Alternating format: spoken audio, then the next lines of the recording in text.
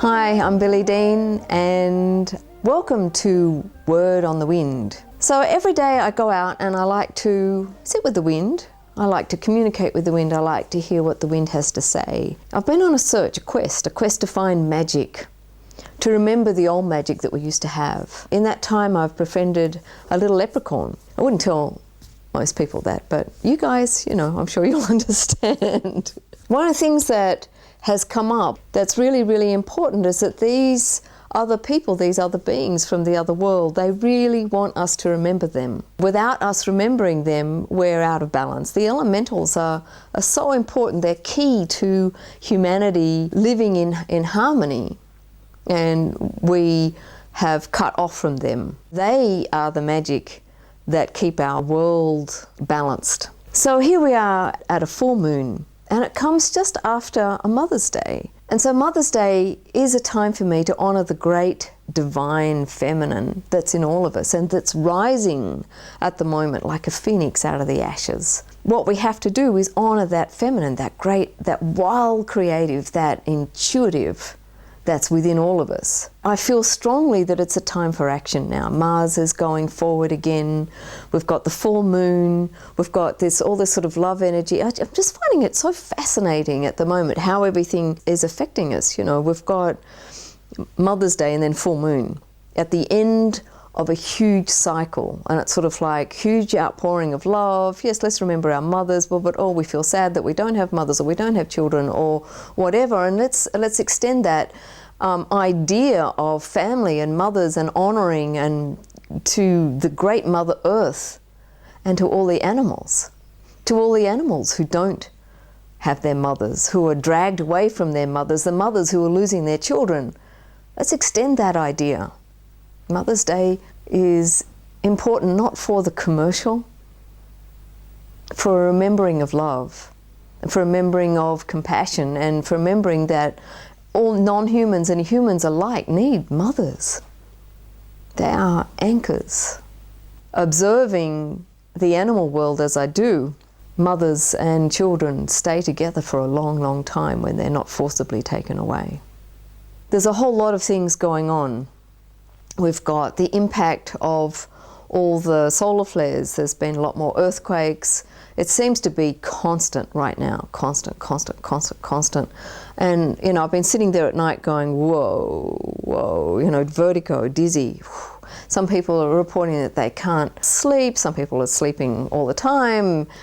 Some people have reported that they've got digestive disturbances. Others are coming into a more highly refined sense of self, which means that they can no longer eat heavy and dense animal products. And this is what I'm finding, and I think that it's really, really, really, really important that you honour that. When we start to become a more refined energy, how can we possibly take into our bodies the energy of suffering, the dense, heavy energy of an animal who has died in fear?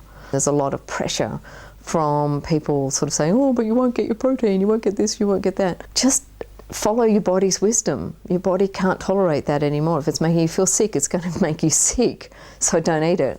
A lot of people have also said to me, yes, I'm feeling sick, I understand I need to change, but I don't know how to. It's really easy. Don't think vegan, because that mucks with people's heads. Vegan's just a term.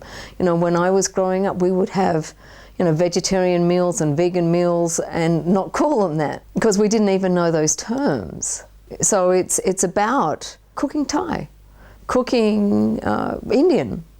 It's about just leaving out the meat and replacing things with beans. Get some chili beans. There's stacks of them in the supermarket in a tin. You don't even have to cook them. You just have to heat them up. It's so easy. You don't have to buy all the vegan pies and vegan sausages that are available. You don't have to do that. You can just cook lentils. It's really cheap. It's really easy. Just do a dal, red lentils. Cook it up. Beautiful. Add some spices and garlic and put some salad or something around it. A fantastic meal. It's really easy. Don't get caught up in the word vegan. Don't get caught up in the word cruelty-free even. Just don't use it. Don't use flesh. Don't use meat. And I've got all kinds of things on my veganism page on my website. So that's that. So I wanted you to know that if you look back on the last 6 weeks, where have you been? What have you been doing? How have you changed? Has your body changed? Has your outlook changed? Have your values changed? And that's what one of the things that Mother's Day brought up for me. It was like, values. And that's what we're supposed to be looking at right now. What are our values? And for me, it's family. I treasure my family. I treasure my husband, my daughter, and all my animals. My tree people, my cow people, my sheep people, everybody. I treasure them. They are like my number one priority. They are what drive me to do everything. Value number one, family. Value number two, freedom. What are your values? What do you value? These are some of the questions, because we are being asked to change. We are being asked to go from a materialistic person to a person who cares about what's real. This is what's right up right now. What's real for you? Let's get really authentic. What's real for you? What is your passion?